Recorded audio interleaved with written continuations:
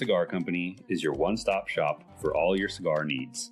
Whether that's a brand new humidor, a box of those new cigars you've been waiting for, a top-of-the-line cutter or lighter, a place to enjoy the finest cigars and spirits with friends, or the only cigars grown right here in the Sunshine State, we've got you covered. Come visit one of our retail locations for the ultimate cigar experience. Visit us online at coronacigar.com. How about that cigar? How about that cigar? Ladies and gentlemen, welcome to the Corona Cigar Studios for episode 279 of How About That Cigar Live. Thank you so much for joining us live on Facebook, live on YouTube, and live on Rumble. So grateful to have you guys with us here. And of course, if you are listening after the fact on the audio podcast, thank you so much for making How About That Cigar a part of your regular audio podcast rotation. And here in the Corona Cigar Studios, you will notice our fantastic producer, Justin, sitting in the number 2 seat this evening. Hey, yo. How's it going, Justin? How's it going, man? You know, it's good. It's good. So let's flash that picture up on screen right now. So our little, say hello to our little friend. So Raul is he sent us this picture just a few hours ago. As everybody knows, Raul is a Minneapolis firefighter, and normally he switches his shift on Monday nights so he can be on the show, but he was unable to switch his shift, and it's super cold, like minus 8 right now, -8. So you can see the the ice forming in Raleigh's mustache there, along with us. And according to him, it's been a pretty busy day. They've had a number of fire calls and things like that. And but he's told us before on the show that, we ask, is it better to be a fighter in the summer when it's 100 degrees or in the winter when it's cold? And he said definitely the winter, because you can always find a place to warm up, even if it's just jumping in one of the trucks for a little bit. But when it's 100 degrees in the summer, you can't find any place to cool off. So we wish him the best. Hope he stays safe. But great having Justin here in the number 2 seat this evening. And so I guess from a sports perspective, it's, the Super Bowl just happened. We're kind of, unless you're a huge hockey fan, which I'm a, hockey fan. It's not like I'd say hockey's probably, it's in my top 3. Baseball's definitely number 1 for me, but I still feel like football is number 2 and hockey would then be number 3. But it's just, as Minnesota Wild fans, it's been a disappointing season. Kirill Kaprizov's been hurt. He got hurt again, and now he needs surgery, and which means he's going to be out another probably 4 weeks. How longer is the season? Oh, the Stanley Cup Finals playoffs start in next month. Just in time. Yeah. So, well, no, they start in April. I believe the playoffs start in April. But either way, it's just not looking good for the Wild. They've been struggling like crazy. Kaprizov's not the only one hurt, but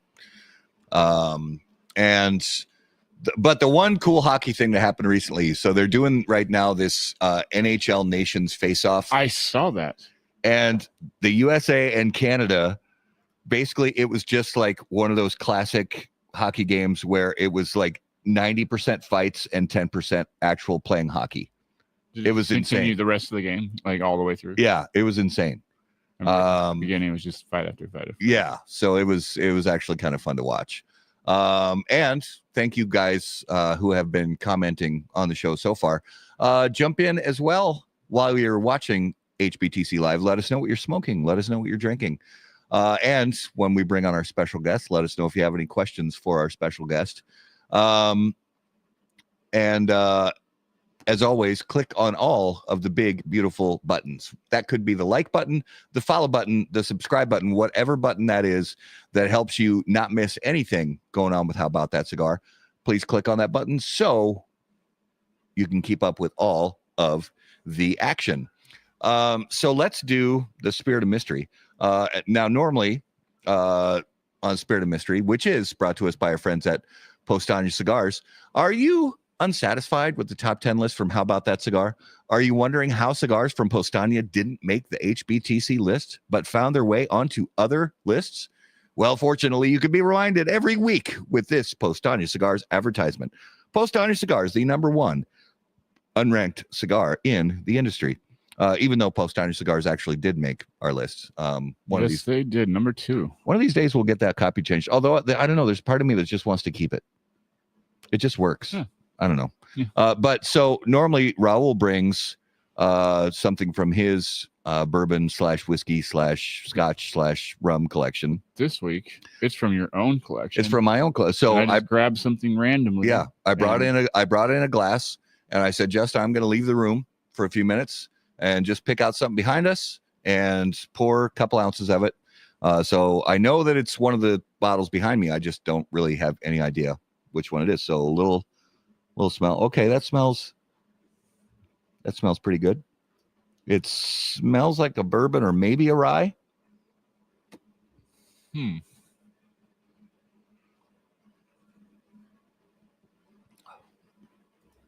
that's pretty nice.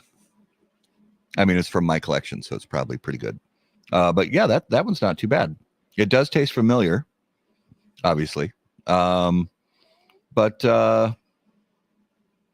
I'm going to keep drinking that, as always, throughout the show. And see how it goes. We will reveal later in the show what this week's Spirit of Mystery is. So, ladies and gentlemen, without further ado, let's bring our special guest to the show. And as always on How About That Cigar Live, special guests are brought to us by Drew Estate. And Drew Estate is announcing a new member of the Deadwood line of cigars, the Girl with No Name Lonsdale. This cigar features a wrapper leaf from Mexico in a slim and elegant 7x44 Lonsdale format that promises a slow burn and nuanced smoking experience. The Deadwood Girl with No Name Lonsdale is presented in 20 count boxes with an MSRP of $11 per cigar and is available now at Drew Estate retail partners. For more information, please visit drewestate.com. All right, ladies and gentlemen, if you would please put your hands together and help us welcome back to How About That Cigar Live from Luciano Cigars, Luciano Meirelles. Brother, welcome back to How About That Cigar Live. Thank you, my friend. It's a pleasure to be here. Great pleasure, actually. I missed you guys. It's very cool because you get, you've had many opportunities to visit lots of different parts of the world. So let all our viewers and listeners know, where is it that you're broadcasting from this evening? Oh, I'm broadcasting from Brazil. I'm in Brasilia, the capital. And yeah. Is it just vacation, or are you in search of interesting tobaccos, or what brings you to Brazil this time? Actually, the reason I'm here, it's not so pleasant. Many of you know the story of Maria Lucia. You might not know the story of Zila. So Zila is my grandma. When my mom died, she is the one who basically raised me since I was very, very little. And now she's not doing so well. So we came to see her and spend some time with her. Very, very short trip, but we have to come. Yeah. She's gonna turn 90 years old very soon. She's 89 now. Okay. Well, we wish you and your family all the best, and sorry that the travel has to be under these circumstances, but we wish you guys all the best. Oh, thank you. But I've been in Brazil to see tobacco not too long ago, and probably will come back before the end of the year. Very nice. Are you going to join us in a cigar this evening, my friend? Yeah, I probably will. I might actually step outside and in the balcony just to smoke in a little bit. No problem. It might get a little dark when we go there, but I don't know if I'm gonna resist this. No, that's all right. Justin, what do you got fired up? I have the Maker by Luciano Cigars. Very nice, very nice. And I am going to fire up the Mas Igneous. And this is actually the 60 ring gauge. And we talk a lot about ring gauges on on our show because everybody's got preferences and things like that. And yeah, everybody knows who has seen this show even one time. Everybody knows that I really, really do like smaller, ring gauges in the, 44 to 50 ring gauge. But this is one of those blends to me that really does well with a bigger ring gauge. I really do like the big 60 ring gauge on this Mas Igneous. Yeah, it's interesting. I think this was the first 6x60 we ever made. Yeah, I think, And yeah. then and then we did another one with the underrated, but I think this was the first one. Yeah, it wasn't the first size in the Mas Igneous that I had ever tried, but I remember after I had tried a few of the other sizes and then I smoked the 60 ring gauge, I said, okay, this is because it's a short list for me of cigars where I actually really, really enjoy the larger ring gauges versus the smaller. And this is on that short list where the Mas Igneous for me, I actually prefer the bigger ring gauges instead of the smaller. So I just think the blend, for me, it really works with the smaller ring gauge. And that cigar, the maker he's smoking, is something we did for Fat Ash not too long ago. So I see Dwight just commented there. Good evening, Dwight, Paul, Amanda, all my friends, Shannon,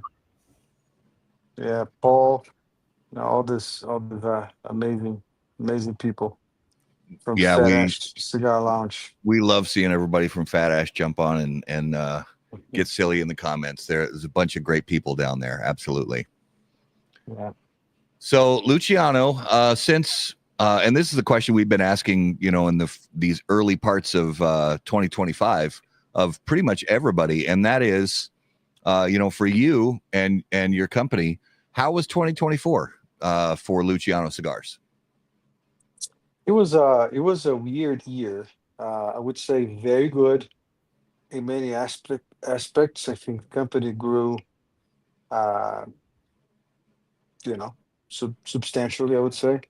But many challenges, It's like our the history of our company has been always with challenges, and that's what makes us going and makes us stronger. So we're very happy with 2024. I think was a great year, but definitely 2025 is very, very promising. So we're excited about this year. Last year was good. I think we had amazing experiences uh, with changing, some things that we need to change inside our corporate structure and bringing people. We have like a very kind of sharp uh, COO/CFO that's doing an amazing job uh, reorganizing sales structures and just kind of trying to do better. I think that's the goal of any company. Yeah. And we are excited about the future. Well, and the different aspects of doing the work for your cigar company. There's, like you said, there's so many different people that you work alongside, and everybody's got different strengths. Everybody's got different sort of parts of the puzzle that they are responsible for. And there's the dollars and cents and the numbers and things like that, and then there's the creative aspects, whether it's the actual blending, and then you've got the other creative aspects where it could be design or packaging, and then you've got the sales end of things, you've got the event end of things, and things like that. And of all those different sort of hats that somebody could wear in a cigar company, what's your favorite hat to wear? Oh man, it's definitely I would say uh, blending and agriculture. I think those are the two things that if I have to pick one, I'll probably say blending just because of the nature of my personality is built in me. But I think the agriculture is something that really re-energizes me, relaxes me. Blending is kind of part of the pain and joy at the same time. So Mm, I guess I guess yeah, if I could just kind of stick with this too, would be awesome. yeah. But I like the other side too. I mean, it's good when you have good people around you that you can actually do these things more like a complement to what they're already doing, or uh, somehow kind of support to them. It's different than you kind of doing wearing all the hats and doing everything yourself. So I think I've always liked to have a team, in everything, even the small things. Yeah. I love to have, more than one, two brains involved, and really participating of all the processes. Mm, Even on blending, but I sometimes, I create something, and you do search for validation from employees, from friends, from people that come and show up and at the factory, or when you're carrying some of the blends. I Yesterday I met a friend and got a bunch of new blends I'm working on. I'm hiding the name here of the blend. It's like almost final, and then you're always kind of asking every day for people to try and see what they think, and you notice how sometimes blends change over a week, over 2 weeks, over a month. yeah. So it's yeah, it's actually one of the hats that I enjoy the most, for sure. Okay. Interesting viewer question. If you could change one or two things about the cigar business, what would it be and why? Interesting question. I think you cannot change the cigar business without people changing. Yes. So it's not like a machine that you just kind of turn and make changes. I mean, you need people to change. I wish this industry was less ego, more uh, more the more caring for the clients and customers, and less about themselves. I guess Yeah. it's just there's too much ego in this industry. Just a lot of uh,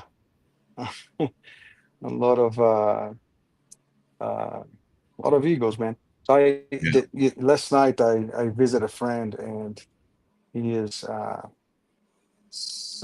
connected with you know the uh, law enforcement agency, whatever.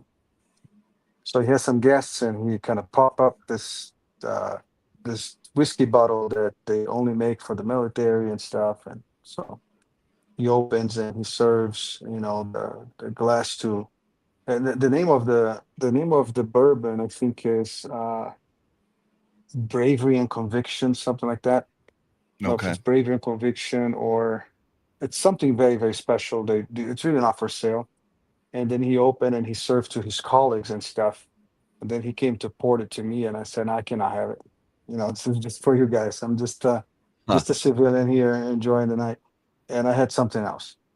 Mm, And then he asked me, so why you didn't have it? You're a brave guy. And making jokes and stuff. I said, well, I've learned something from a very good friend of mine, who was actually my one of the first mentors in this industry. And he said that you never call yourself a master, right? Much less a master blender.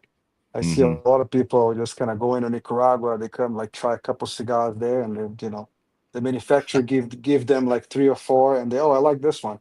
They come back to the United States, and now they're master blenders, right?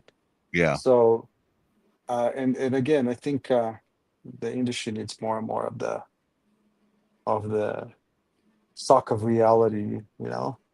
Yeah. Just kind of less ego, less posing. Yeah. But I anyways, agree. I agree. Yeah. And I think you're right about that. It's, changing one or two things about any industry. Um, it always starts with, regardless of what the industry is. I don't care if it's big finance or the legal industry or government or the cigar business or the bourbon business or whatever it may be, it always starts with the people and the culture that any. So you've got, in the cigar industry, you've got the industry as a whole that's made up of a bunch of different companies. And then those bunch of different companies are all made up of a bunch of different people. And it's about the culture that each of those companies builds into their people. And the more and more that we see over the years, the more and more that we see companies gravitating towards attitudes of gratefulness and attitudes of pragmatism and attitudes of humility, that the industry as a whole gets better when there's more companies doing that. And when there's more companies doing, like you mentioned, where it's ego driven and it's profit driven and it's appearance driven and that kind of thing, the industry tends to, when that's the sort of the overarching culture in any industry, it tends to suffer, in my experience. Yeah, it's true. It's true. It never works long term, Yeah.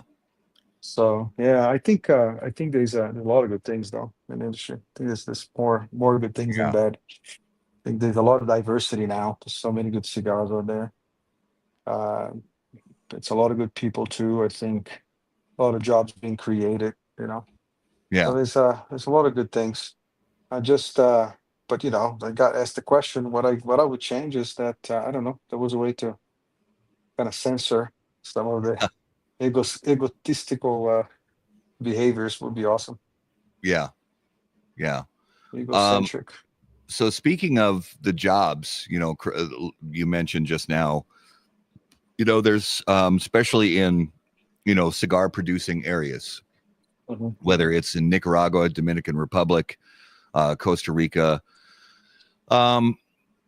specifically dealing with right now, because of a lot of things going on in the U.S. government when it comes to tariffs and, trade negotiations between different countries. It's come up recently that there's possibly going to be some strife between trade when it comes to Nicaragua and the United States. What are your thoughts on that? And do you think what kind of, if let's say there are some kind of not necessarily embargoes, but deep reductions in imports from Nicaragua that are allowed into the United States, how does that impact the people in Nicaragua? Honestly, I mean, this is a personal opinion. I don't wanna get political, but I actually think it's been taking kind of long for that to happen. Honestly, I Okay.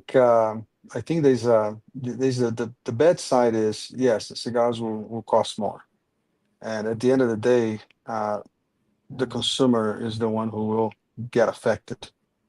Um, because we're going to continue to export cigars no matter what, and there'll be taxes to pay, the import taxes.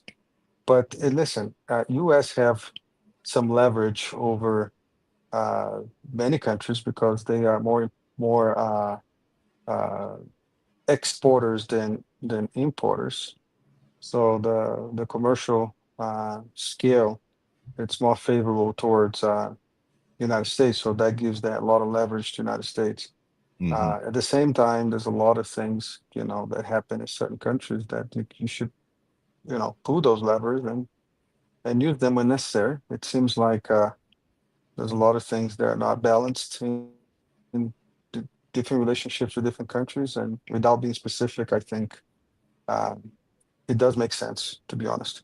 Now, is that a good thing for the people? I don't think it's a good thing for cigar smokers, and it might actually cause some issues with volume. Maybe it's a slight reduction, or maybe not. We don't know. I mean, we don't know exactly what that's going to be, if it's going to happen. So it's hard to predict anything. Yeah. But yeah, I just feel like it will be tense at the beginning for sure. Hmm. It always is. Especially Anytime there's any especially kind to of changes like compete, especially to compete with Dominican, and Honduras, for example. that. Yeah. Like the Dominican had a very solid free trade zone with United States for a long time, and it seems to be enforcing more and more that relationship. So it doesn't. It seems like we might have some more Dominican cigars being consumed, I guess, at least for a while. In your experience, when it comes to, I mean, the top three, as far as premium cigar imports to the U.S., Nicaragua, Dominican Republic, and Honduras. In your experience, are production costs, um, who who has maybe the average, in your experience, the average lowest production costs? Is that Honduras, or is that Dominican Republic, or is it Nicaragua? I don't know about Honduras. I know the Okay. Dominican is more expensive than both. That's for sure in Hmm. terms of cost of producing. But I think if there is an embargo that happens with Nicaragua, I think this is going to probably affect both ways. I think there's a lot of supplies that some supplies that come from the United States, for example, Connecticut broadleaf, Pennsylvania, uh, American Connecticut shade grown. There's some tobaccos that actually we rely on that might also come with tariffs, and that can affect substantially price, Hmm. especially because there's so much broadleaf wrappers now out there. So yeah, I think that's the side that worries me the most. But listen, I think cost wise, I think they're very similar. So I was checking like on some Dominican factories. Their labor is a little more expensive, but actually because some of the largest tobacco traders are actually in Dominican, it happens that wrappers cost less there, Ecuadorian wrappers specifically. So it's easy to import from Ecuador into Dominican and import into Nicaragua because it has to come to the port of Honduras. There's some logistics benefits of being in Dominican for sure. Uh, so it kind of offsets a little bit the labor that's a little higher. That's more like uh, uh, again, taxes and stuff. I mean, labor taxes and stuff. But at the end of the day, they're very, very close. I don't think they're too far from each other. But definitely, if there is a import tax in the United States, I think the distributor is the one that's gonna feel the most. Like us as a distribution company in the United States will suffer because we're gonna have to kind of pay more taxes, Hmm. uh, and that will cause some turbulence at the beginning. But I don't think nothing major, to Okay. be honest. Okay. Now, in the United States specifically, because I know Europe is, there's some differences in the way cigars are distributed and sold and things like that in Europe and Asia. But in the United States specifically, when it comes to you and your team doing sort of in-store events, whether it's sort of a smaller scale cut and light, or if it's a larger in-store event, and possibly even a multi-vendor event. What's sort of your philosophy around participating in those different kinds of events, and what you want the shops themselves and the consumers to take away from an event that you guys host or I don't know, man. participate I think I sound like a broken record. I think I already said this here a year or 2 years ago. I think people are just so tired of like fake stories in? and bullshit and stuff. I think what we try to convey through our reps and when I'm in one of these events, it's really to talk about the reality of tobacco. It's just let people know, how cigars manufacture, what goes in it. Not just like the glamour, but the whole thing. I have this theory that people are craving truth so much. They're so tired of everything that the rebound of that is just this kind of massive attraction for reality, right? I think the problem was when they realized that people are attracted to reality, and they came out with this kind of reality shows, and then they figure out actually the reality show was fake. Then it created a whole new, like, uh, skepticism all over the place. So even Yeah. what people claim to be real, sometimes you have to kind of double check, triple check. No, back in the days, we would just kind of talk to someone and just kind of empathize, and take people for their word. Now, if I want to do business with you, I need to know, uh, if I know someone that knows you, they'll kind of really vet you, or we're going to take maybe 10 encounters for us to trust each other. And we're not going to believe politicians for a long time. We're not going to believe any other leadership. So we just kind of, whoever can present reality will succeed now, in my opinion. I think that's the good side of it, if there is one. It's Yeah. like, uh, people now know what is a cigar that has a wrapper that was soaked in mineral oil, and they can smell it, or it's painted. They Yeah. can see it.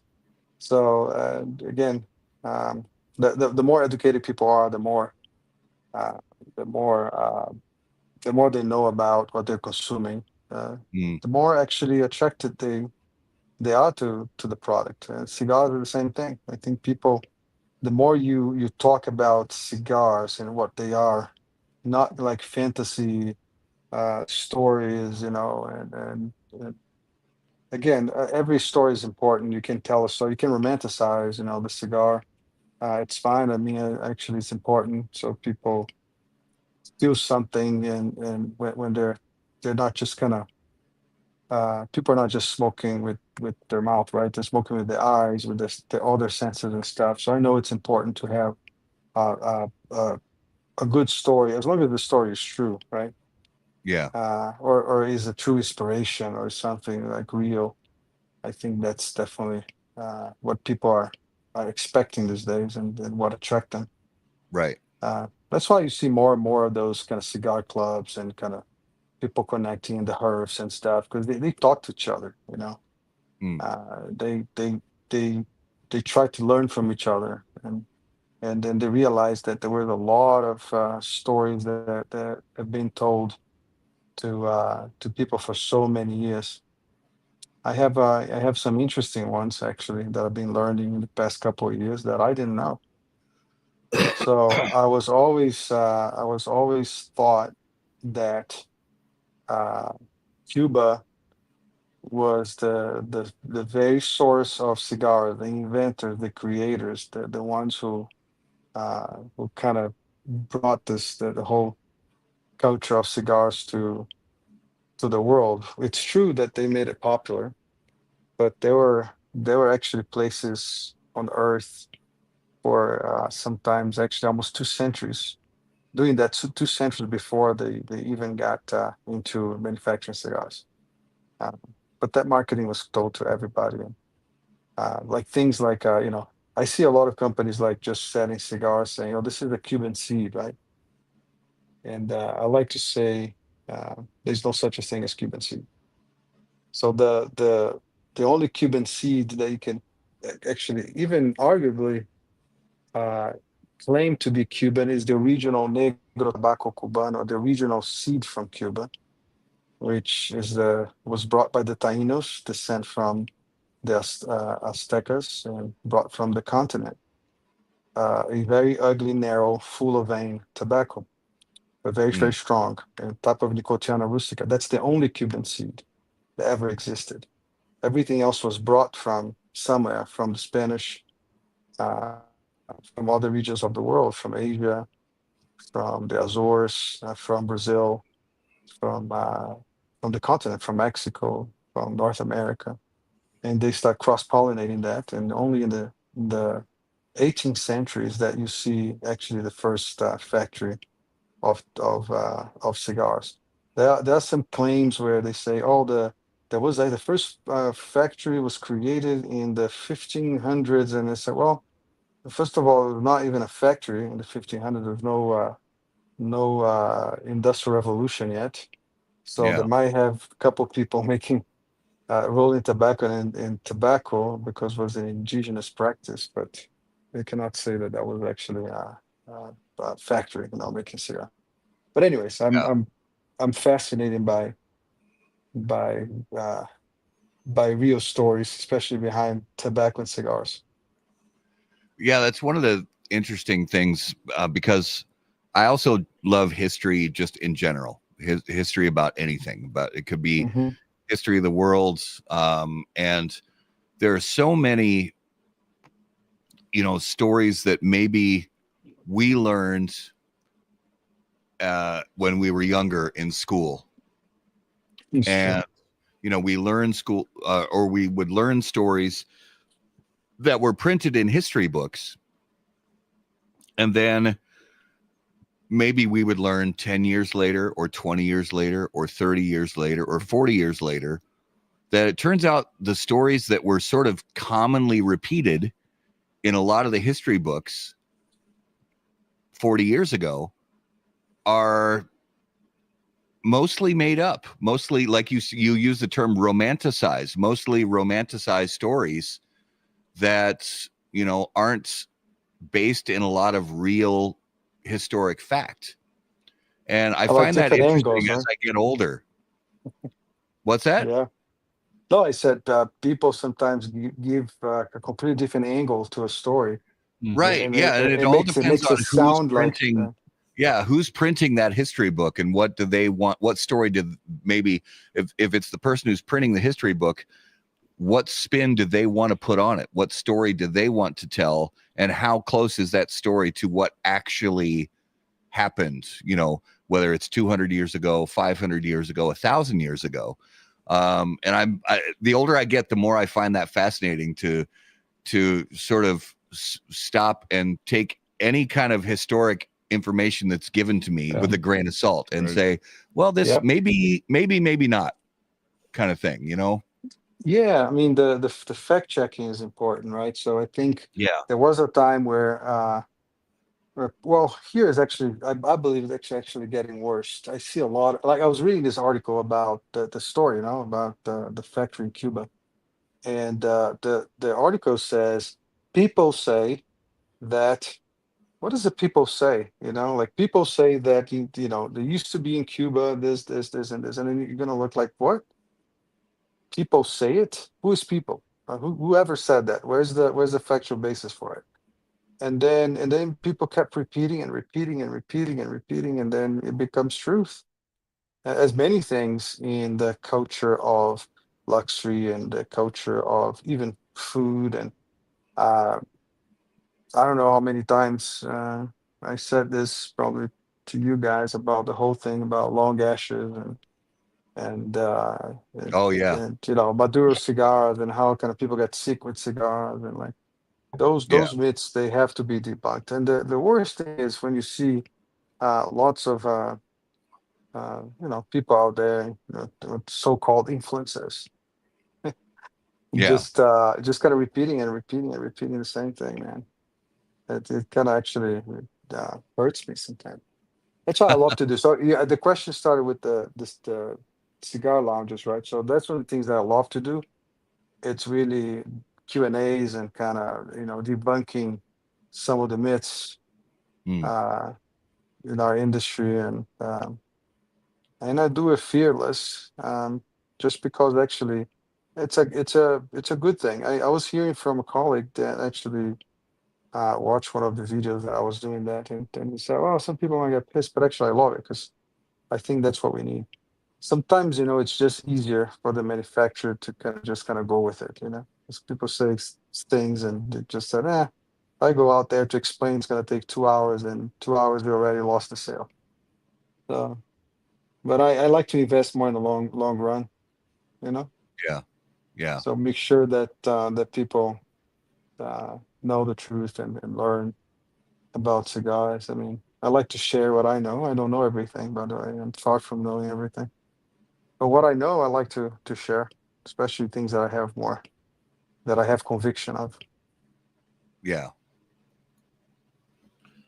And then we got another question from the guests over here. Let's switch over to tobacco because I know you like playing with tobacco. And how much does the difference in crop from year to year affect the cigars? Oh, it affects a lot. Uh, Actually, that's another myth. I think what we learn, or at least I've learned at the beginning, is like if you wanna keep consistency in a cigar, make sure that you use exactly the same tobaccos from the same region, same farm, and then you have consistency, right? So, and then later I've learned actually, if you want to keep consistency in a cigar, you have to be tweaking every single batch. Exactly because let's for starters talk about the same crop actually, even within the same crop. If I have a, uh, can you guys hear me? I think my Yeah. Yeah, earphone yeah, just you're ran good. out of battery. Yeah, we're good. You Cool, hear cool. us? You Yeah, hear us? it did die. Yeah, I have a back. It might Audio switch went to the. automatically to your internal microphone and speakers. Yeah, this did. Yeah. But I was saying, even with the same crops, let's say I have a cigar, I mean, I have a tobacco that is a 2018 crop, and I launched the cigar. Well, that tobacco fermented, let's say, for uh, uh, I don't know, 2 years. 2 years. You start to blend with a cigar, and you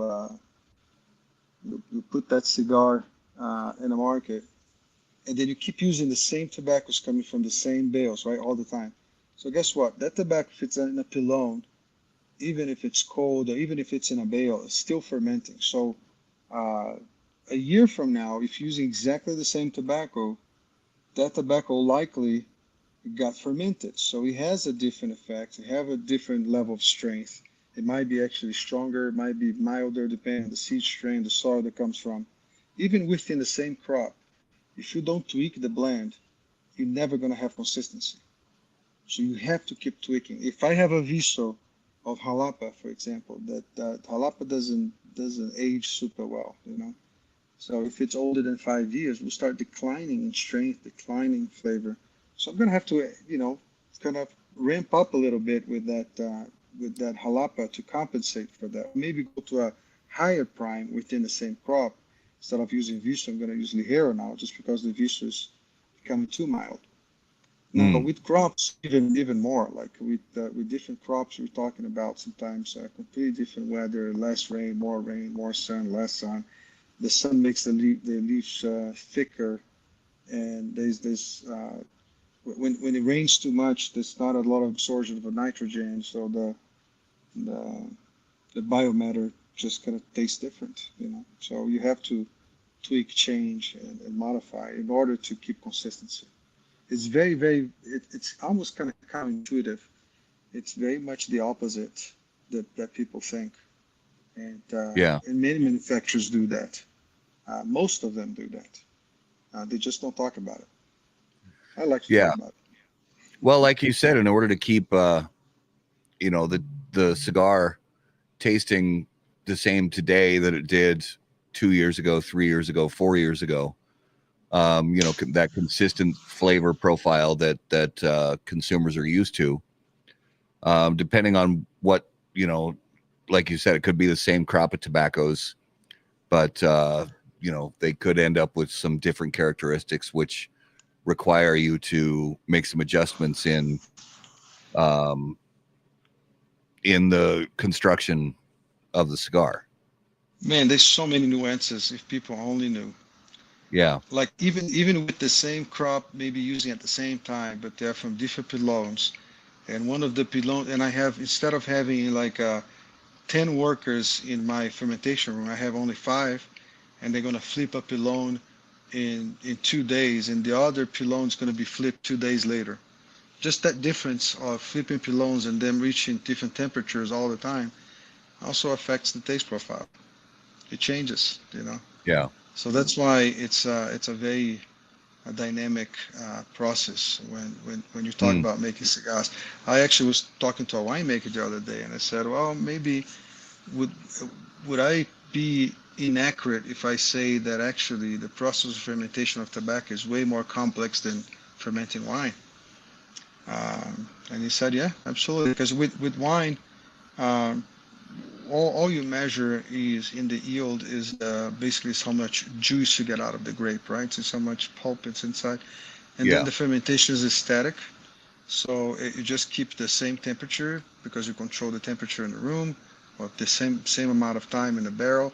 Of course, the weather also affects everything, but the fermentation process itself, or the aging process, the after fermentation process, it's usually follows a pattern. In tobacco, you cannot say, "Oh, I'm going to ferment, 6 months and not 9 months and 11 days and in 3 hours, and I'm going to get this result." It doesn't work like that. These yeasts have different types of colony. Depends on the temperature. One type of yeast will develop more and will cause a different type of fermentation, different type of results. That's why you can actually make so many different taste profiles with the same tobaccos. It's not just about proportions, but also how much they are fermented. Are they fermented to their peak? Are they fermented to a little less? Are they over fermented? So then you purposely actually fermented high primes to kind of get a little more softness from ligeros and more density, more boldness. So, or like the medio tiempo, it's another good myth. Do you guys know what's medio tempo, by the way? I have a question for you. Do you guys know what Well, medio tempo is? I mean, the story is that, it's the top leaf that, is, some people, I've heard some people call it Ligero Plus, where it's the top leaf of the plant, and it's, finding ones that are in good condition is exceptionally rare, and so on and so forth. I honestly don't know what's true, what's real. The term's been thrown around for years, the medio tiempo term. I honestly don't know what's true and what's not. So the medio tempo comes actually, the expression comes from Cuba. It's something that by try and error, people realize that when they have to interrupt a cycle of growing tobacco because of, could be anything, could be a disease, could be a plague, could be rain, uh, it could be any kind of natural cause, uh, and they'll harvest that plant. Medio tempo means half time. So the full time, the full cycle, and then when it's half cycle, so you didn't allow the leaves to fully grow. So they have a lot of concentration of minerals, a lot of concentration uh, of nicotine. So people realize that if they try to ferment that leaf as they ferment the regular tobacco, uh, you would not have actually a good outcome. Mm. So they notice that you have to kind of slow ferment that tobacco in order to get a very good outcome, actually a superb outcome. So but it's funny how myths are created. I remember, I think this was actually because of an interview that was given by, I don't know if it was Joni Oliva back in the days. Well, I don't remember exactly who Cigar Aficionado was interviewing, and they asked him the question, about Medio Tempo, and then he started telling a story. And the story he tells exactly that one day he had this crop, and then there was too much rain. I don't remember the story, so I don't want to say uh, you know inaccurate thing, but it was something like that. And then he explained that when it's medio tiempo, because I don't know if you guys know this, but depending on the seed strain, so you're gonna, what we call, we neuter the plant sometimes 2 3 times when the flower tries to pop, so you actually neuter the plant. And sometimes when you are in that cycle, you're always gonna have two leaves that go above the flower when you want to harvest, because you want to now let it grow so you can harvest as much yield as you can from a plant that you cannot allow to complete its cycle. So then those leaves, they really grow above the crown, but it's because they're trying to pop again. And if you try to ferment the same way you ferment your regular crop, you're gonna have a terrible experience. because it becomes bitter. It's kind of sour, so it has to be cold ferment. It takes a long time to ferment, but it's actually they make it sound like something very glamorous. But medio tempo, it's nothing more than a cycle of growing tobacco that got interrupted. Okay. Could be on purpose, could be by natural causes, could be many things. Could be Hmm. a mold that's affecting the plant, so they want to interrupt that because they can't control it anymore. And actually, you do get a very special tobacco out of medio tempo. One Okay. of the reasons why we use the medio tempo in the underrated, it's because we want people to ask that question: What is medio tempo? And we want to tell the story. We want to tell the true story, not the bullshit story. It's the two leaves that grow above the crown. It's like Okay. seriously. So it depends on the seed strain too. Like there are some seed strains where there's a lot of leaves that grow above crown, and depending on how you neuter the plant, you have a different outcome as well. So what you're saying is it's not about the priming, it's about the timing. It's about the timing and the priming because Okay. so what John Oliva was saying in that interview was that how special the tobacco was when he fermented for a very long period of time, those two leaves that grew above the crown. So that both statements are true, but it cannot be the definition of medio tempo. That's an amazing viso that grows under the crown that you can ferment because it's medio tempo, so it's a half time that was, harvest before the full cycle of the plant, and you fermented that tobacco slow, very slow, in a cold fermentation without going over 85 degrees ever, 85, 90 degrees. And then you flip the pilon, It takes a long time. But yes, you do get an amazing result, actually a combination of strength and flavor that usually are enemies in a Ligero, for example. In the medio tempo, if you ferment them well, you get a very, very special tobacco because the special taste profile, because it's a tobacco that carries strength and carries flavor, sweetness with it, which in a regular leaf you wouldn't experience it. Okay. Well, while we're on tobacco, just go to Guess's next question here because I like this stuff. Yeah, I like this good stuff. This is questions. good stuff. Have there been any crop of tobacco lately that have been great that will produce a better cigar?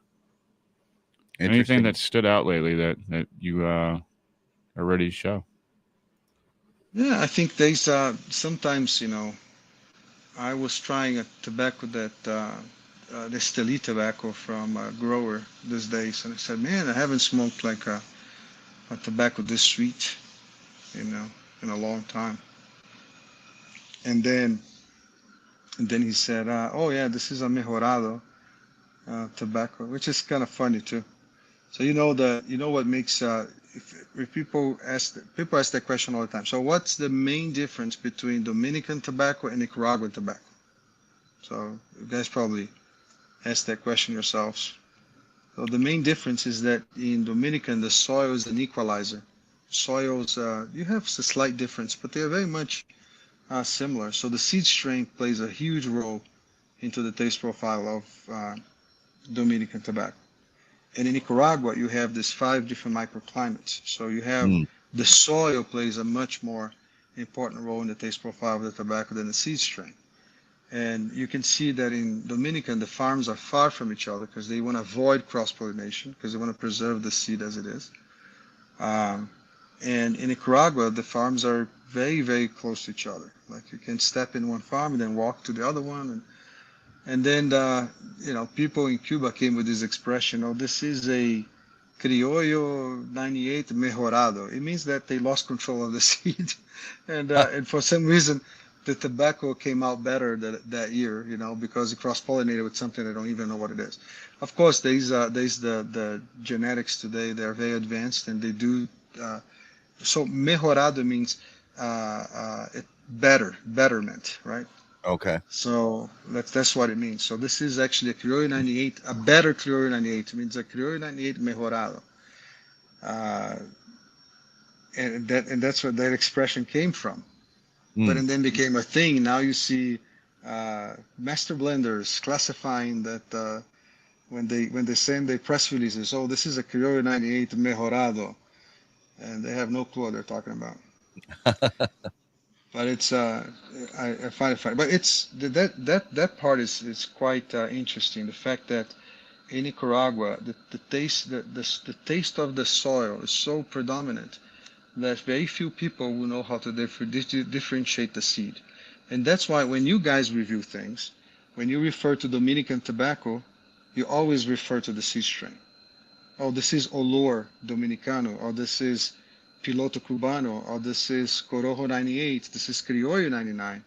Mm-hmm. And then when we talk about Nicaragua, you say this is Jalapa, this is Condega, this is Ometepe. There's a reason why you guys do this. You maybe didn't even know. Well, and it's interesting you bring that up because it leads into one of the questions I had on my list. And that's for let's say, because all of us have met over the years, cigar smokers at different points along their journey as somebody who enjoys premium cigars. And I've heard questions, and I've even seen people on other cigar shows ask questions like this, where when somebody, because I have no issue whatsoever, and I try to do this as often as I can as well, where most cigar smokers, they just want to sit down and enjoy their cigar. They're not concerned about seed strain. They're not concerned about where it was grown. They're not concerned about this, that, or the other thing.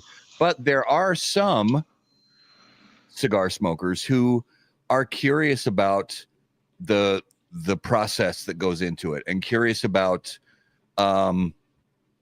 as they sort of go through their own personal cigar journey. There are some cigar smokers who want to learn more about how they can get more nuance from a blend, or learning more about what tobaccos they're tasting and why they taste sweetness, or why they taste bitterness, or why they taste saltiness, and so on and so forth. So what advice would you give to a cigar smoker who's kind of reached that point in their journey where they want to get and learn more about those different characteristics that they're tasting from different tobaccos?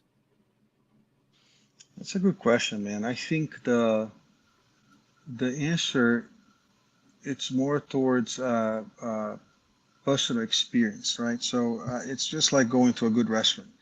Sometimes you just go to a place where everything seems to be perfect and aligning, like the lights, the song, the temperature, and then the service and the food, the temperature of the food.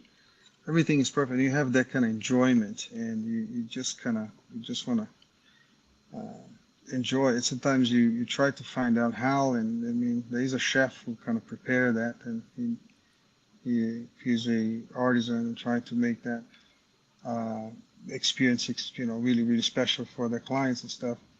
But if you wanna get into a journey of discovering taste profiles and discovering new things, it's about paying attention. It's about really kind of digging the whys, and trying to understand and trying and smoking. There's no manual, I guess, that you can uh, uh, give to a consumer. I mean, I think there's a lot of literature, there's a lot of things written in the internet, but like I said before, I would value more the personal experience than actually someone trying to find something to read out there, just because of the different. There's it's not even about consensus. It's just like there's too many bullshit, and then you hear things like they're crazy,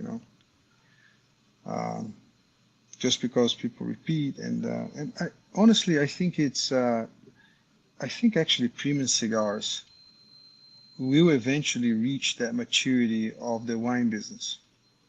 We will eventually get there. Mm-hmm. I think it's a matter of time. I think right now it's still a lot of stories, and but the more people get versed and educated, then they don't have to become cigar snobs and kind of trying to, because I see a lot of that too, right? Yeah. But knowledge will just be available, and they'll become just kind of normal. There was Yeah. a time that people had no idea of some whys in things that we experience, you know. Like, Yeah.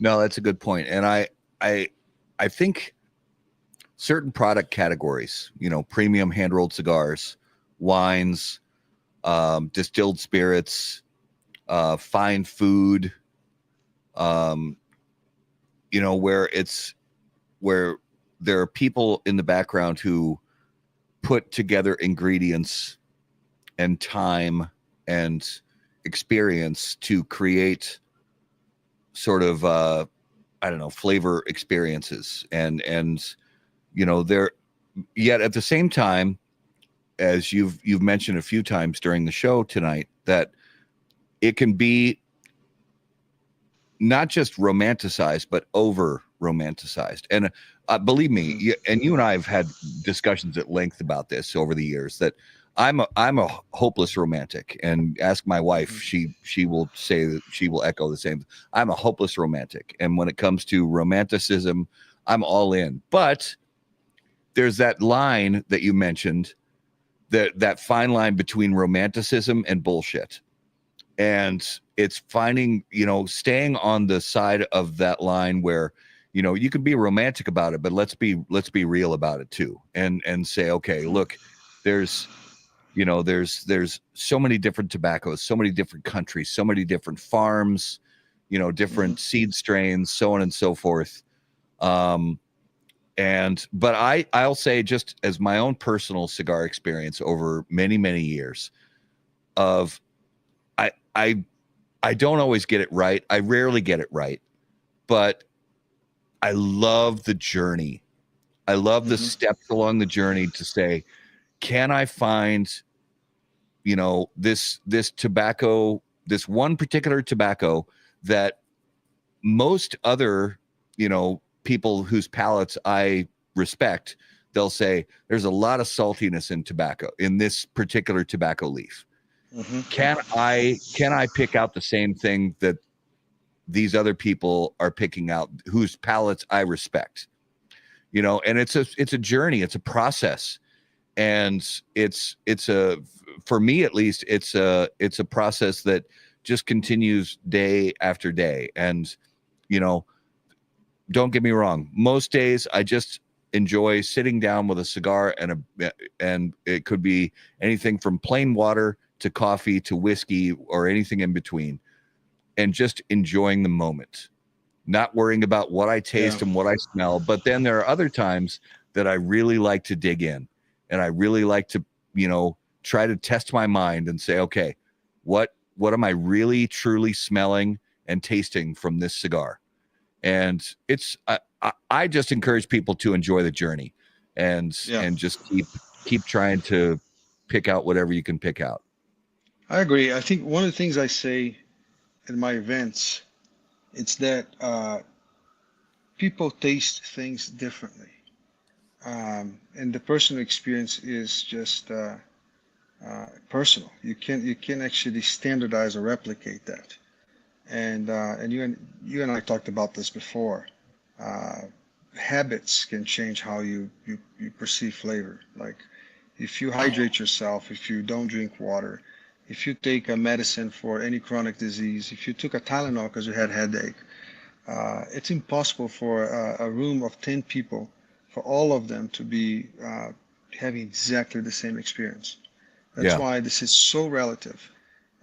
When I read reviews on, or I see like some courses out there about how to identify flavors and stuff, I said, man, this is just you know, there might be some reality in it, but very, very little. I mean, I've been in situations where I'm with friends that I trust deeply, and we just perceive completely different things. And then I start asking the questions. I said, what time did you eat today? Oh, I just ate 30 minutes ago. Oh, so your saliva is alkaline, so you're going to perceive more acidity than I am. You know, you taking anything? You take metformin for diabetes. You take, you know, anything for cholesterol. And okay, that makes sense. So we are actually tasting the same thing, because I also take the same thing. So it's so relative. It's the time of how much you slept the night before will influence how you taste food, Mm-hmm. and how you taste smoke and how you taste the drink, and these things are very, very. That's why I agree with you. I think the journey is very important, and how many times you get the same cigar from the same box, and one day you smoke that cigar, it's kind of one of the most remarkable experience of your life, and then you smoke a different time of the day after having a full meal or something, and then you smoke the cigar. So crap, man, this is just not consistent. I can't taste the same thing I tasted yesterday. This company is not consistent. I said, guess what? It's 99% chances it's your palate. It's not the company's fault or the tobacco that changed. It's because Yeah. the pH of the saliva is different. You just had a meal before you're hungry, um, which I always say, when it is the best time to smoke a cigar. It's not about being in the morning, in the afternoon, or at night. It's when you're hungry. When you're hungry, you're more propense to salivate. So your glands are open. You're going to taste the cigar fully. I'm not saying some people like to smoke after a meal, and no problem with it. But they'll have a different experience than people that smoke before the meal when they're hungry. Yeah.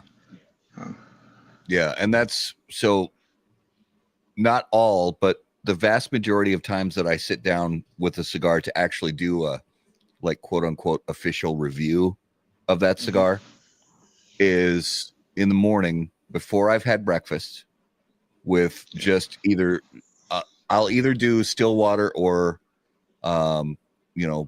Pellegrino, some or something like that. Just something very no coffee, no nothing. Just water, either still water or bubbly water. In the morning before I've had breakfast, before I've eaten. And I tend to have I don't know, I just feel like I have a better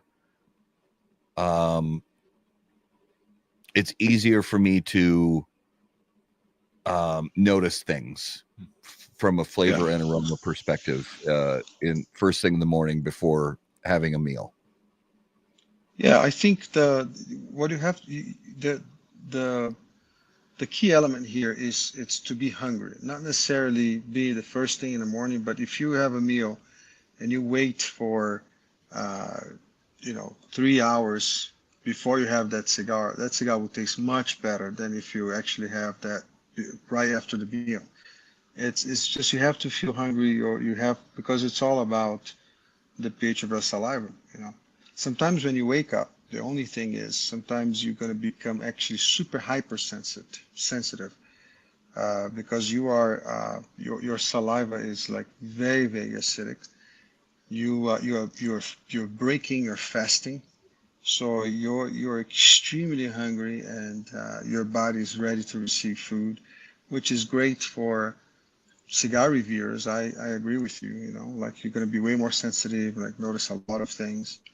Um, but yeah, I mean, I like to, when people ask me about that, should I have, a strong cigar after a meal? I said, no, just have the mild one after the meal. Have the strong one before the meal. You're gonna enjoy it more.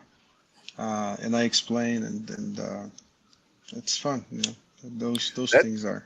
It's interesting you say that, because I changed that a few years ago, where it was that there was this common sort of trope that was always talked about with people is, if you're going to smoke multiple cigars a day, the first cigar of the day should be the mildest one, and then gradually they should get stronger as you go through the day. And when you have your final meal at the end of the day, maybe you're going to sit down with a big steak and mashed potatoes, and after that meal you want to have a super strong cigar. And a few years ago, based on some information from you and some other people that I know in the cigar business, I actually changed that up and started smoking more milder, cigars with more natural sweetness and things like that. And because, some of the flavors and aromas that come from those milder cigars, they're natural. There's this natural sweetness to them.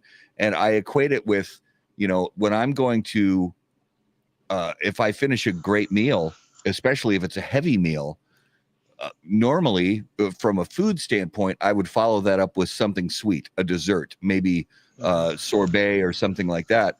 And I'm not gonna follow up a heavy meal with a bowl full of chewing on black peppercorns. I'm gonna follow that meal up with something sweet and smooth and light.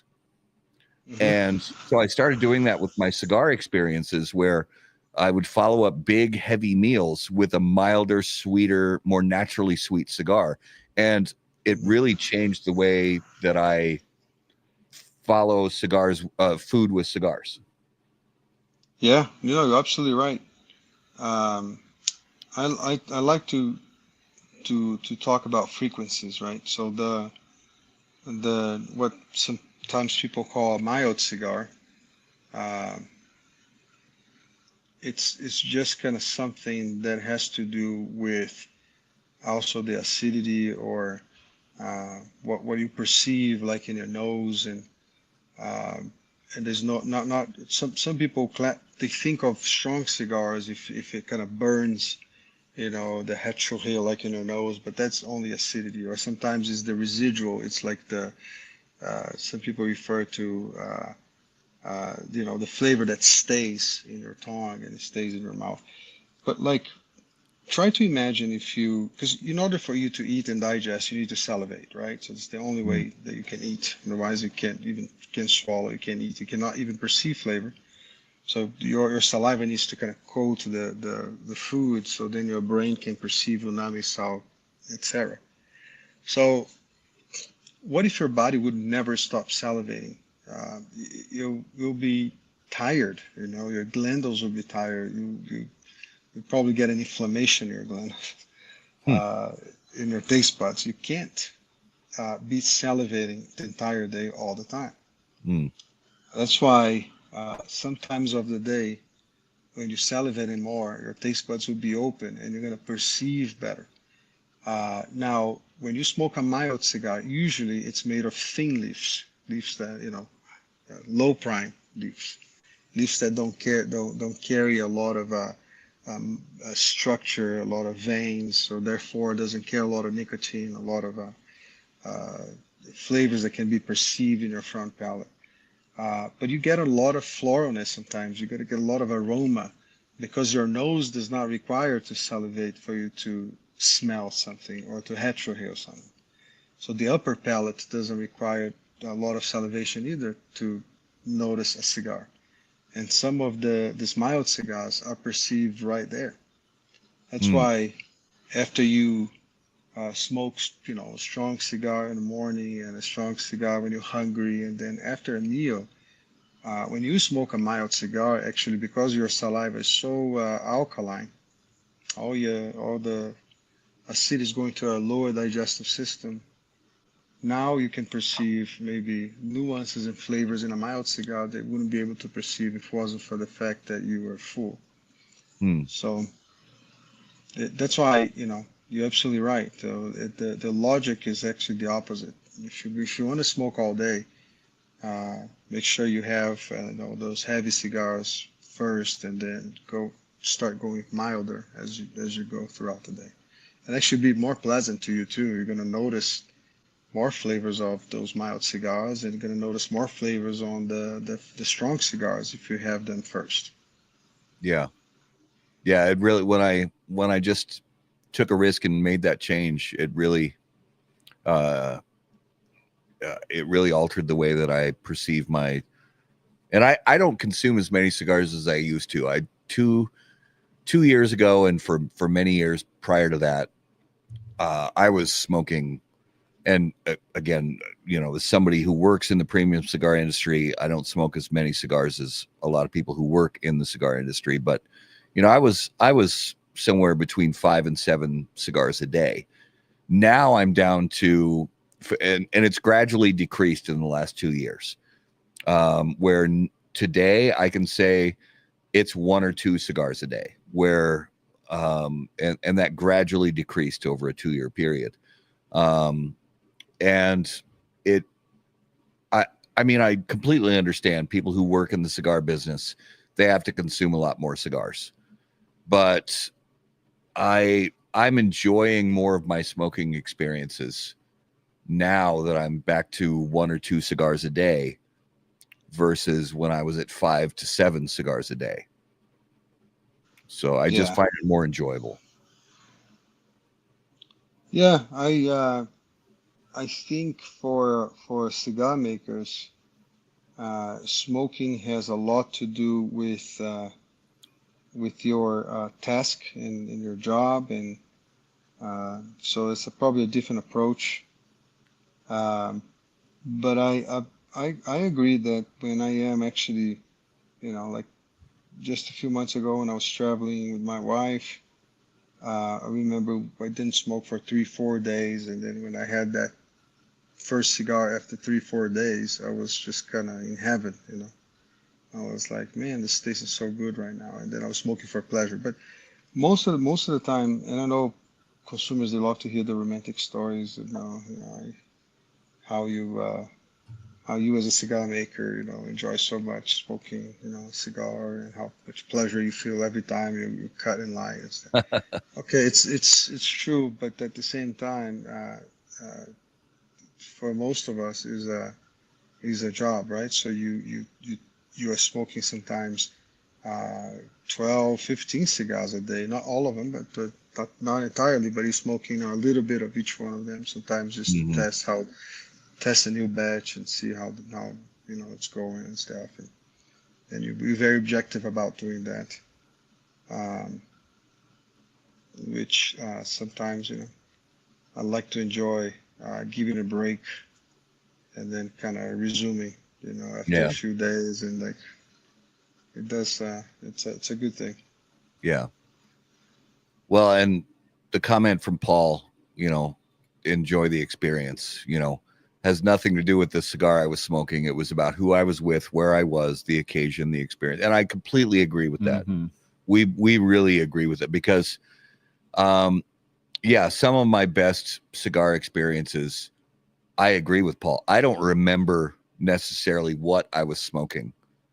I remember the people I was with, the conversations we were having. Maybe it was a celebration of someone's wedding or the birth of someone's child. Maybe it was a somber occasion where we're, celebrating someone's life after they passed. But yeah, it's those are the things that we try to keep encouraging people to. It's funny.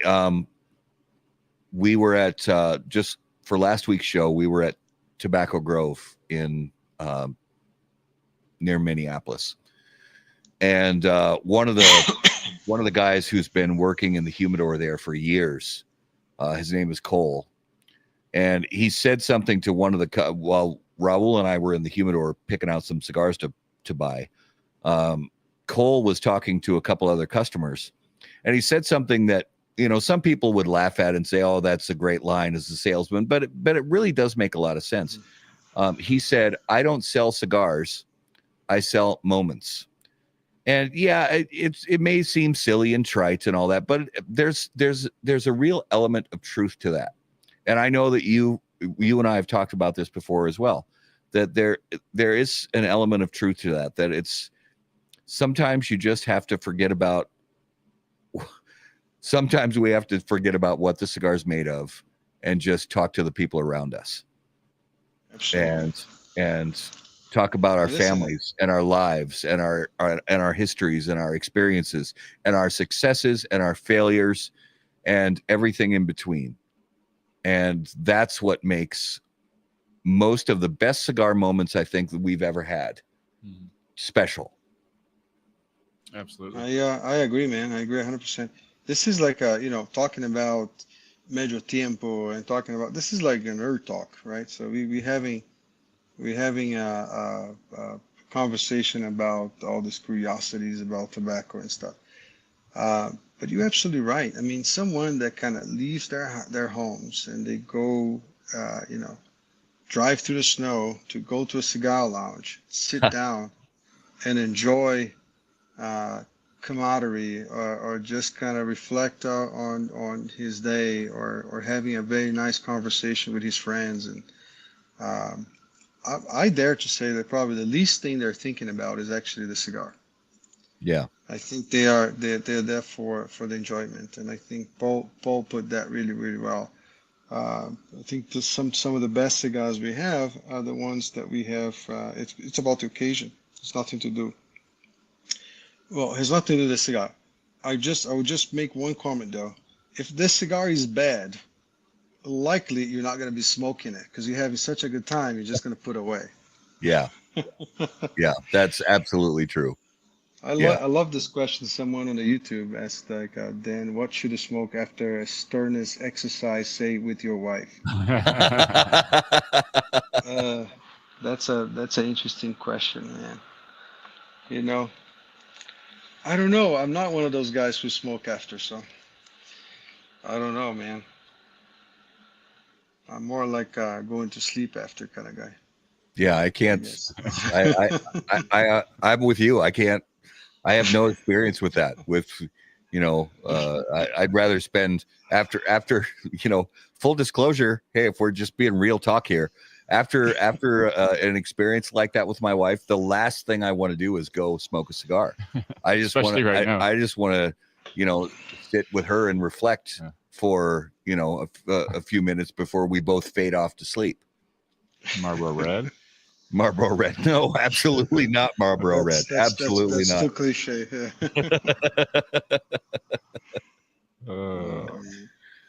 So, but I always enjoy talking to you guys. I remember that trade show. I think was the last one, I guess. Mm-hmm.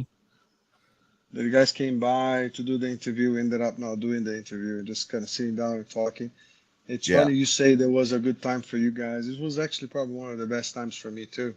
Yeah. Because you guys sat there. It was I don't know. I think it was 4 o'clock, 5 o'clock. This was towards the end of the show, I guess. And I was tired also, man, to kind of just perform and have to talk to people and everything else. And then you guys being there, how about that cigar?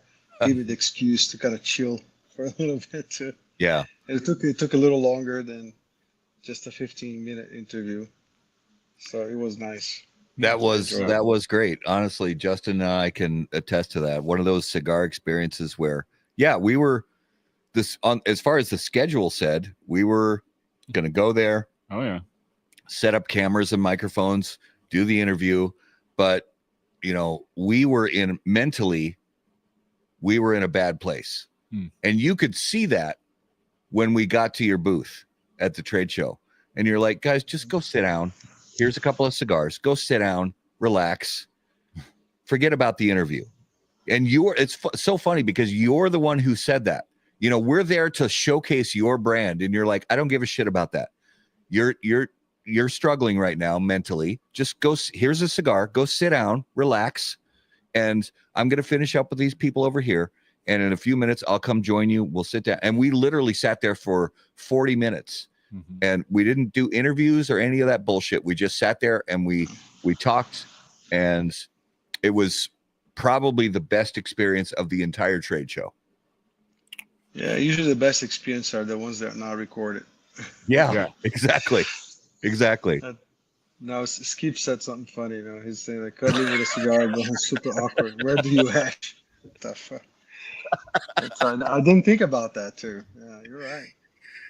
Yeah, I've never had the cuddling with a cigar experience. Where do you? I don't know. I mean, I'll take advice from whoever has any to give. I probably won't ever use it, but I'd say no matter where you ash carefully in a situation like that. I'd say just ash carefully. Yeah. That's a great line. So let's do you think it's time? Yeah, it's getting there. All right, let's jump into this week's Numero de los Muertos. All right, so this week's Numero de los Muertos, what we're looking for is during the course of the last roughly 15 years, just shy of 800 people. I'm trying to see if this is in the U.S. This is in the U.S. So in the last 15 years, roughly 800 people have died from this. Is it on land? It is on land. The average, if you break apart the average per year, it's roughly 70 per year. But about just shy of 800 ish over the last 15 years. It says snails. Not snails. Okay. Smoking in bed after having sex with their wife. No, hopefully that number is far, far lower. I don't recommend that after you've, been intimate with your favorite person. Just if you need to have a cigar after that, go outside. Are animals involved? Animals are involved. Yes. Creatures are involved. Like bacteria creatures? No, Viruses, they're not. creatures? They're not microscopic creatures. They're Bugs? but they're small creatures. Bugs? There's some type of yes. Okay. Insect? Like Not automobiles are not involved. Huh. Is that a disease that's transmitted by the bugs? No. Do the bugs kill the people? Yes. Spider bites? Not spiders. Larvae? Not larvae. Is that allergic reaction to the bugs? In most cases, yes. Bee stings? Is this an anaphylactic shock by bees? So it is bees. So it is hornets, wasps, and bees. So any stinging insect. Man, I scored one for the first time. That's It's been like 4 or 5 times in the show. I never got one right. Yeah. So between 2011 and 2025, 2023, total of 788 deaths from hornet, wasp, and bee stings at an average of around 72 per year. The annual number of deaths ranged from 59 to 89 between 2012 and 2017. And overall, 84% of those deaths were human males. So only 16% of those were females. Interesting. So it's another indicator that men make more stupid decisions than women do. That's basically. true. So that have you guys got really stung by bees before? I have. Tons of them. When I was very young, and I actually had one more recently, but when I was very young, we lived in the middle of nowhere in Indiana, and we had a little sort of broken down barn next to the house, and this was one of those areas that wasps, specifically, not bees, but wasps really liked to nest. And it was sort of the first thaw of spring where the grass started to grow, and my brothers and I had to get into the barn to get the lawnmower out to mow the grass. That was one of our chores. And we went in to get the lawnmower out, and we absolutely got swarmed. And each of us, I think, ended up with a dozen or more stings from wasps per person.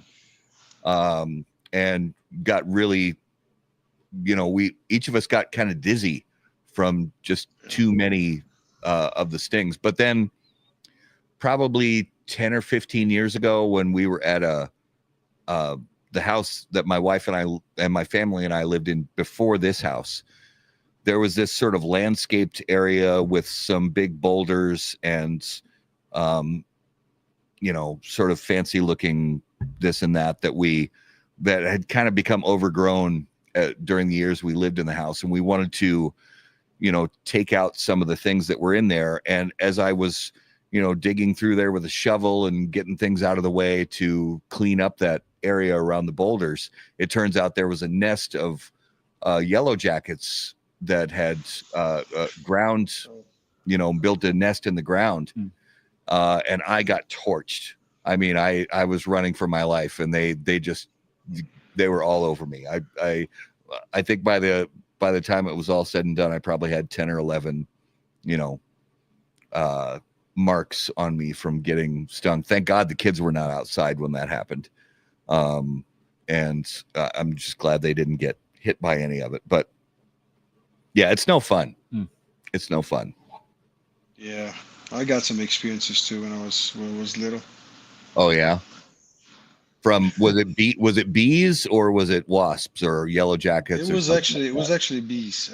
Okay. They call the African bees, Oh, like the big ones. yeah. Yeah, that was actually by the beach. I didn't do anything, man. I was just walking and it just came from nowhere. So I have to kind of go. Luckily, I was close to the ocean, so I just kind of swam into the ocean. But Yeah. They kind of followed me for a little bit. Got stung. I didn't get like a bad reaction. Just got like a little swollen.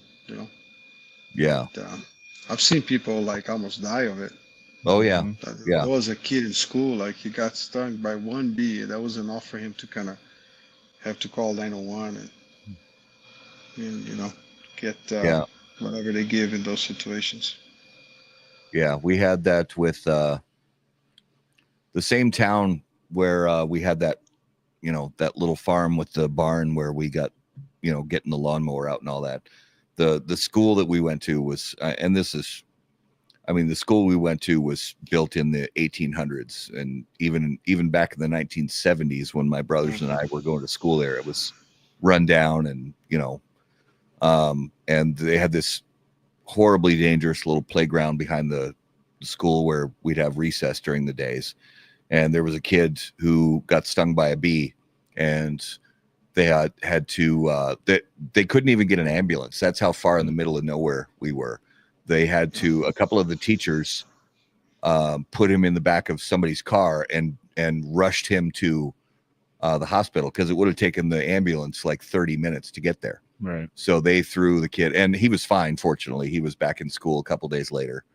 But yeah, he had a horrible allergic reaction. But these little communities, and there are thousands of them all over the world, where you're far from any kind of services, and if somebody gets some sort of allergic reaction from a bee or anything else, it's a little dangerous. But fortunately there's more and more services to help with that these days. Yeah. So that was this week's Numero de los Muertos. All right, so it's time to reveal this week's Spirit of Mystery, and I have to look behind me at the bottles that I have back here, and Can't do that. So it's.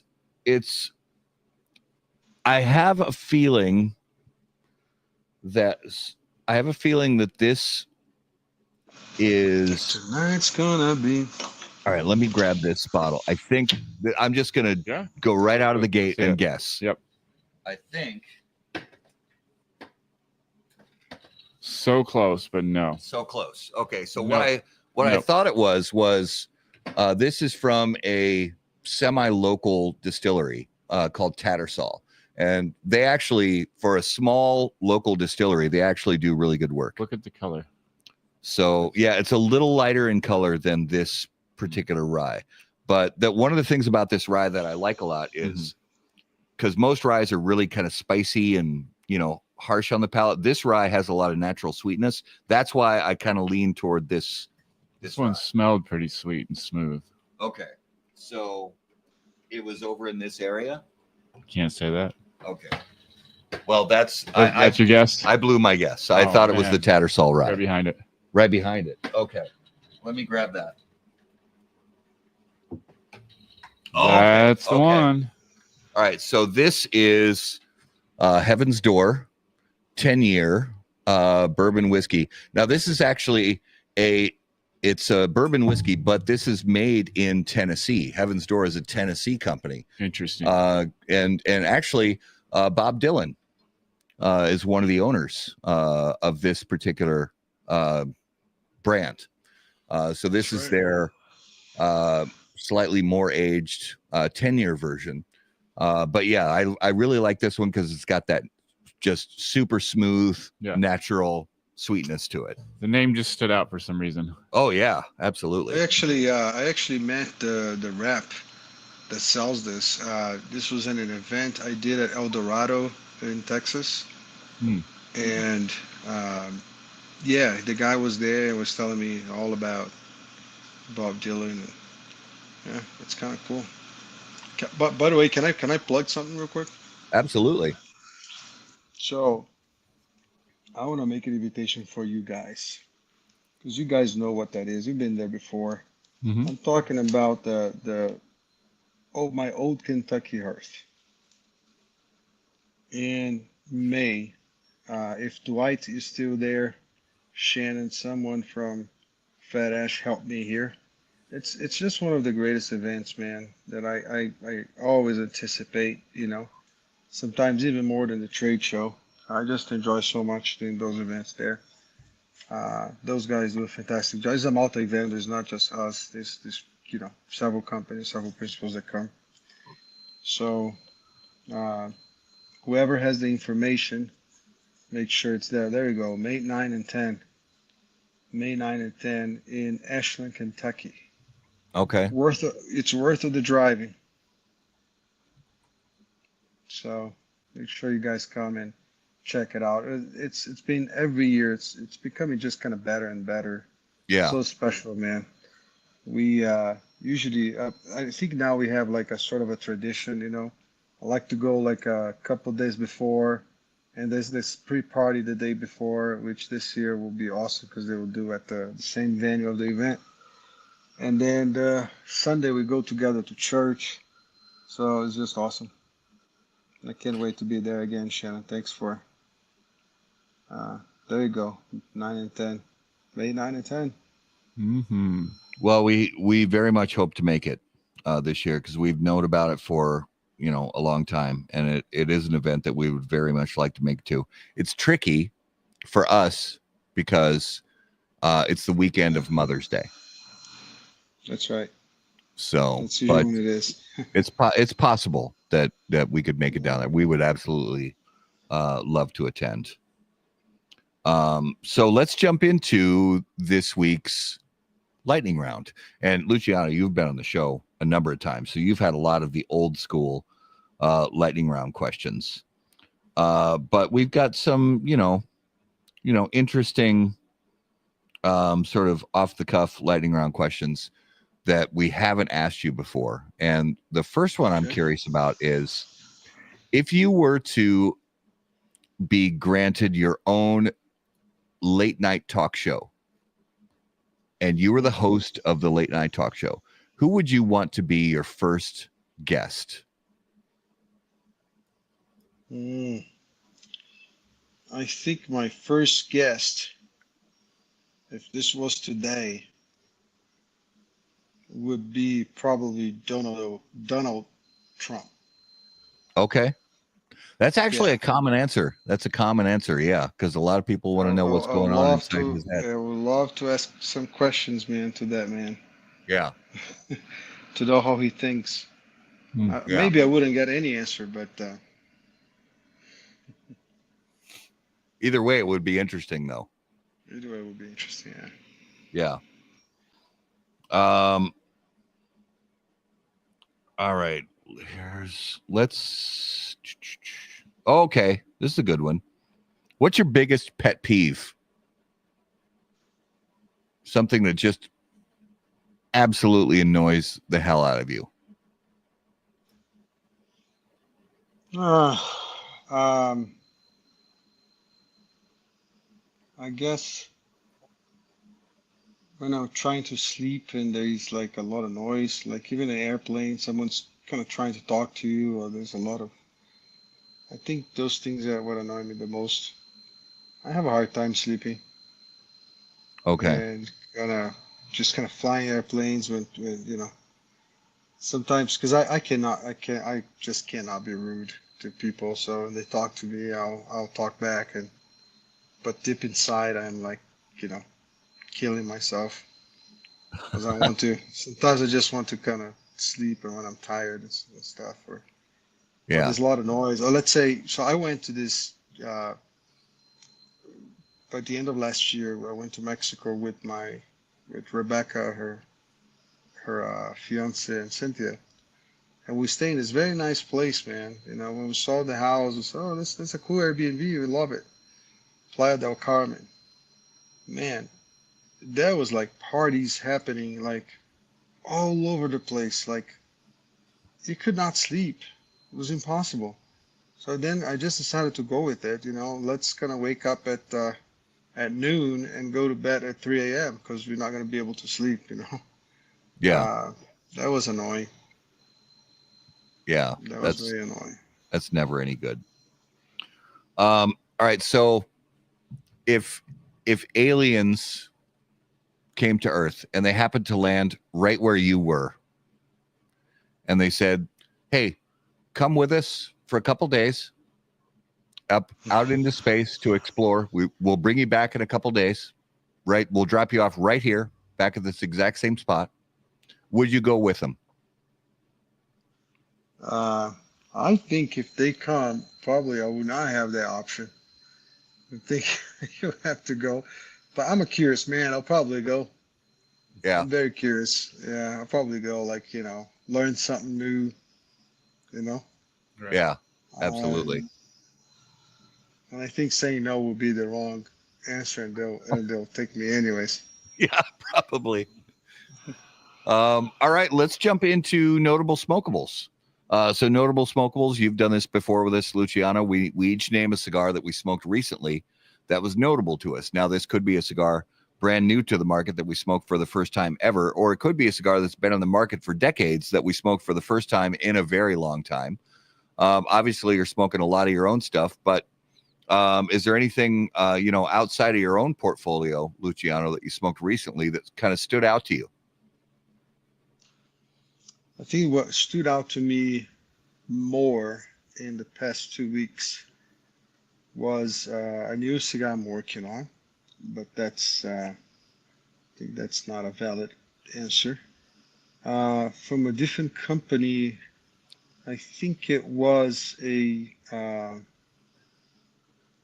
Plasencia Alma de Fuego. Oh, yeah. De Lancero. Yeah. Box Press Lancero Alma de Fuego. That was actually remarkable. Very good cigar. Yeah, I like that one too. Really nice cigar. Justin, what about you this week? I'm going to butcher the name, but I think it's the El Guayanese Corona. Oh, yeah, the Foundation El Huehuense. Yeah, that one. That's what I had that one just the other day. It was pretty good. Nice. Was it the new production or the old production? I think it was the new production. The new production. Yeah. Okay, nice. Yeah, it might have been a different size, but yeah. Nice.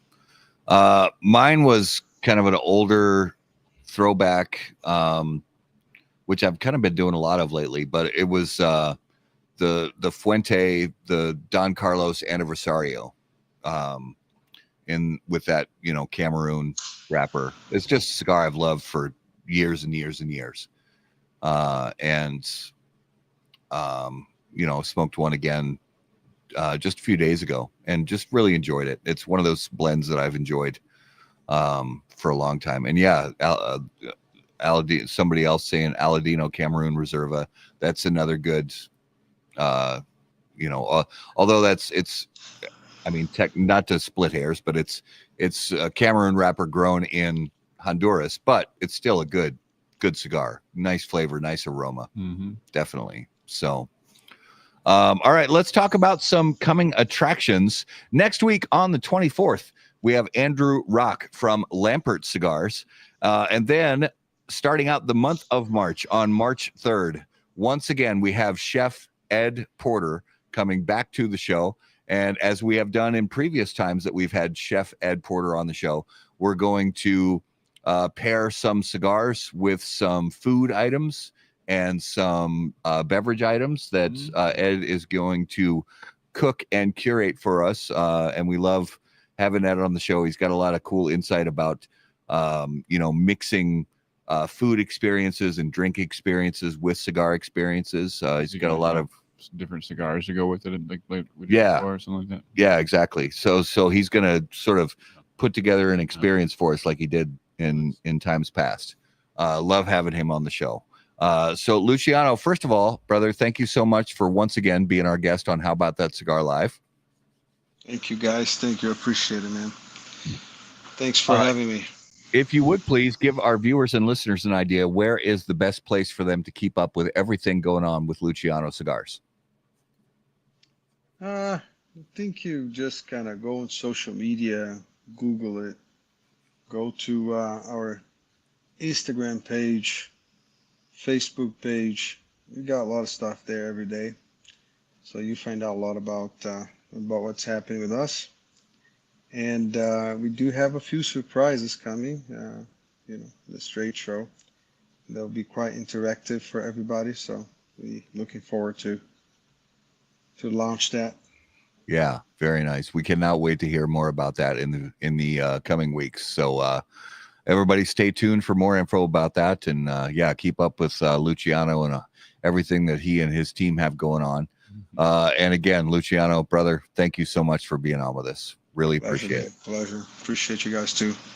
All right, viewers and listeners, thank you guys so much for watching and listening to episode 279 of How About That Cigar Live. So grateful to you guys, as always, being with us on Facebook, YouTube, Rumble, and all of the other places that you can watch and listen. And of course, if you're listening after the fact on the audio podcast, thanks for making us a part of all of the audio podcasts that you choose to listen to.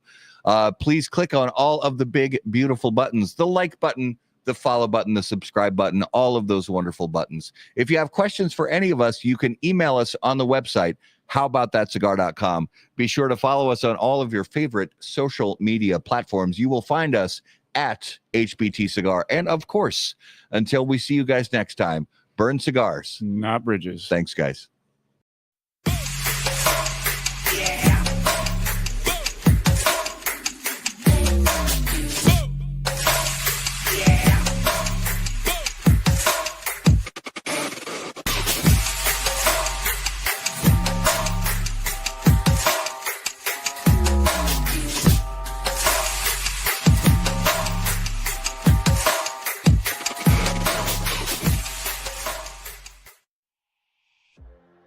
Any comments, opinions, viewpoints, or statements presented or uttered by guests on the HBTC podcast, HBTC live video streams, and all other media from HBT Media LLC are solely those of the individual and do not necessarily represent the opinions or viewpoints of How About That Cigar or its parent company, HBT Media LLC, any of our advertising partners, or the premium cigar industry. The primary purpose of How About That Cigar is to entertain and to encourage activity and growth within the community of people who enjoy or want to learn about the enjoyment of premium cigars.